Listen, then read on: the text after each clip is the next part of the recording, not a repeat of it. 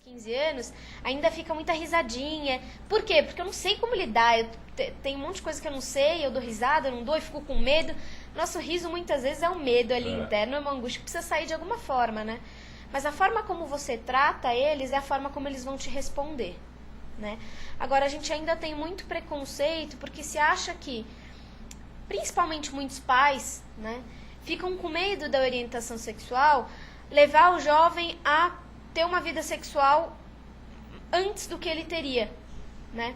E isso é um mito muito grande. Inclusive, o pai, hoje eu não posso falar porque eu tenho um filho vai fazer 7 anos de idade, mas eu não sei hoje como que o pai se comporta, que é aquela questão de, que o meu filho precisa ter a primeira experiência sexual, nem que ele tenha que contratar uma profissional para que o filho tenha a primeira experiência, e eu não sei se isso chega, dependendo do tipo da pessoa, se vai traumatizar o jovem ou se vai ajudar ele sexualmente. Isso aí é uma questão que eu acho que hoje as coisas têm que deixar acontecer naturalmente, senão, o que você acha?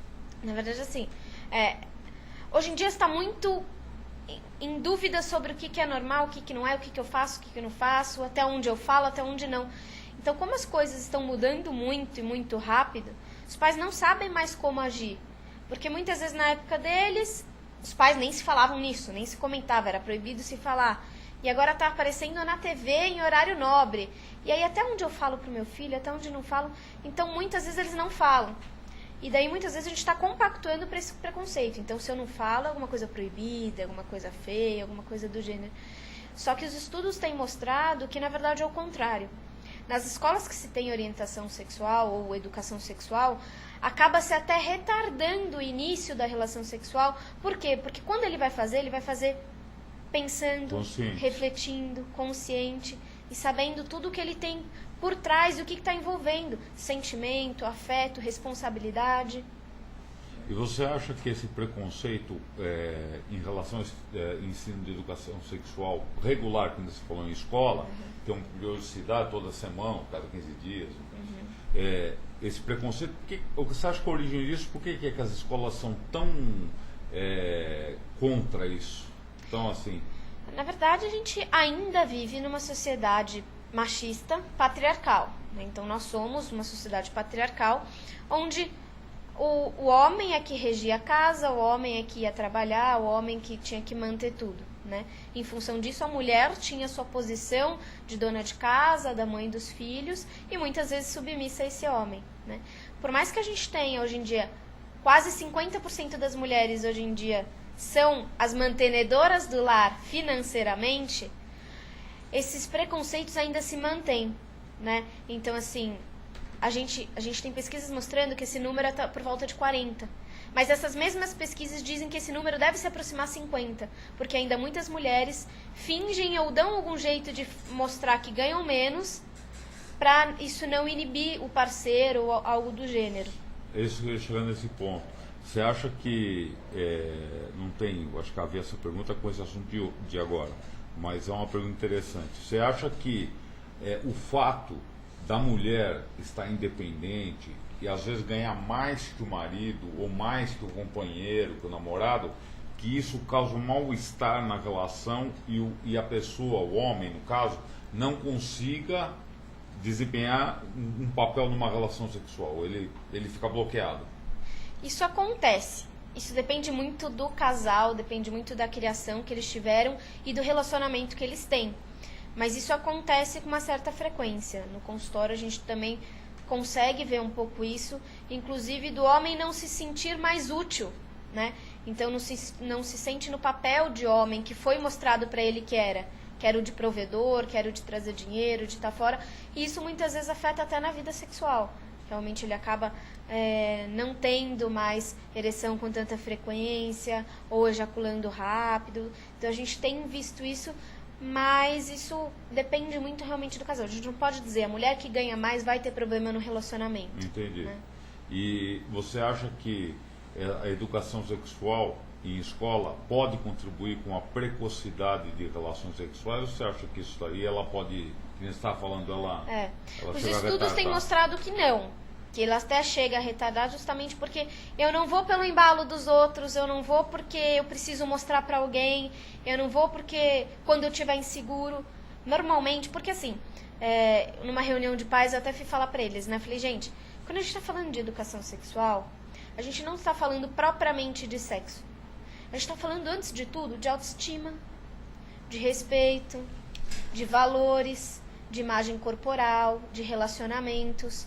Então, antes da gente entrar na parte sexual propriamente dita, eu preciso trabalhar um monte de outras coisas. E a educação sexual é responsável por esse monte de coisas. Porque qual matéria na escola fala de amor? Qual matéria fala de afeto, de valores? Nenhuma matéria. E a educação sexual faz isso. Nem na minha época, eu sou uma época mais antiga, mas nem mesmo na minha época, nunca se falou de amor, de carinho, nada. Eu tive até um princípio, uma vez que eu lembro de uma aula de educação sexual, mas aconteceu isso que você falou, que um ficou rindo pro outro, achando não sei o quê, fazendo piadinha, porque vai ver que não sabia o que era e estava inseguro e achou que a reação mais normal era essa. Isso. E também a educação sexual, há um tempo atrás, e ainda muitas escolas falam, a gente dá educação sexual, mas é a fisiologia só. Isso não é educação sexual. Isso não é educação sexual. Isso é biologia. Né? Isso é biologia, exatamente. Né? Então, muitas escolas até têm esse discurso e o jovem acha chato.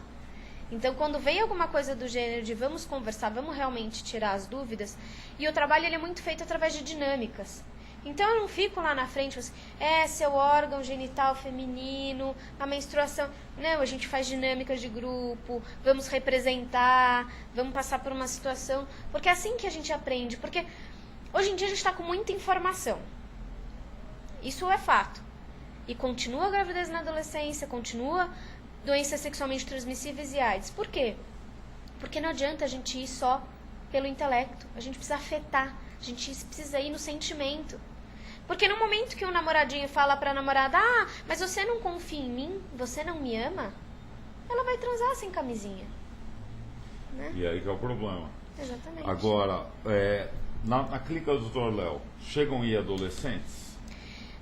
Muitos são adolescentes em função da orientação profissional. Agora, não, estou falando da orientação sexual. Não vão. Não. Porque eu ia te perguntar se, no caso de você, quando você as suas palestras, ou mesmo você está ministrando algum curso, dando aula em alguma escola, se tem algum pai ou alguns pais que te procuram para conversar, para ter esclarecimento, ou eles são alienados nesse assunto? Olha, de maneira geral, os pais se preocupam, assim, eu já tive questões de pais assim, mas o que você está dando? O meu filho não falava em masturbação, agora ele está falando em masturbação. O que acontece na aula? Como que a gente age? O que a gente fala também? A gente fica quieto? Então, no sentido de dar uma ajuda de, pelo amor de Deus, o que a gente faz? Porque a gente está perdido.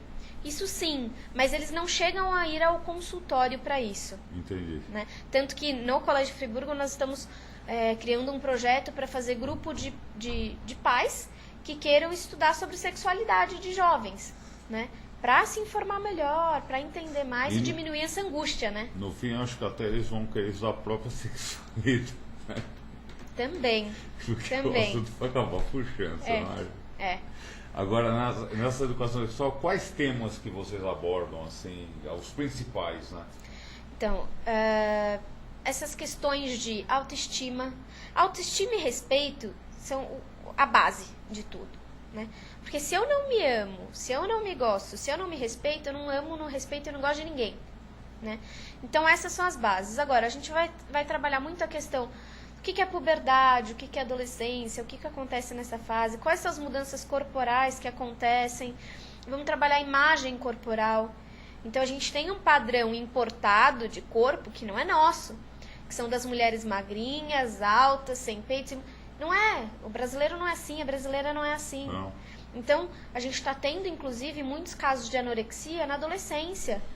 E, às vezes, até em crianças. Porque esse padrão que, na minha opinião, eu não acho bonito uma mulher ser que nem essas modelos que são pele e osso. esse padrão, um adolescente vê no colégio, uma adolescente, ela vai querer ser aquele padrão que ela acha que é o padrão da beleza. Exatamente. E às vezes nem sempre é, né? Exatamente. Aí começa a parar de comer, começa a fazer dietas que nem sabe muito bem o que é, e começa a extrapolar. Então a gente vai trabalhar a imagem corporal.